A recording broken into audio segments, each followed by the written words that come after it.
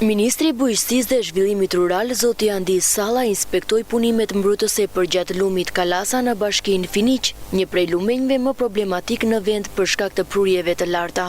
Gjatë inspektimit, ministri u informua nga inxhinierët dhe autoritetet vendore se 2 kaskadat kryesore mbrojtëse, ajo e Vanës dhe ajo e Shelegarit, kanë përfunduar që prej 5 muajsh dhe aktualisht ndodhen në fazën e garancisë së punimeve. Ka një pellgu i mbledhës rreth 22.000 hektar dhe ka një prurje maksimale me 5% siguri, që do të thotë një herë në 20 vjet ndodhi këtë prurje rreth 274 m3/sekond.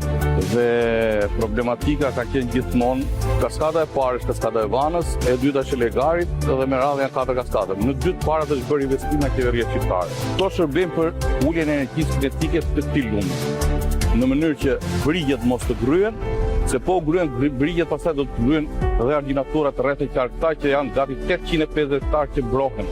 Ne na duhet që ta shikojmë edhe në investimet e tjera që janë për 850 hektarat të tokave bujqësore, sepse toka bujqësore duhet të bëhet nga ana e ministrisë, nga ana e qeverisë, në mënyrë që të gjitha fushat të jenë në funksion të përmerreve dhe të jenë mbjella pa rrezikshmëri dhe pa probleme nga përmbydhjet.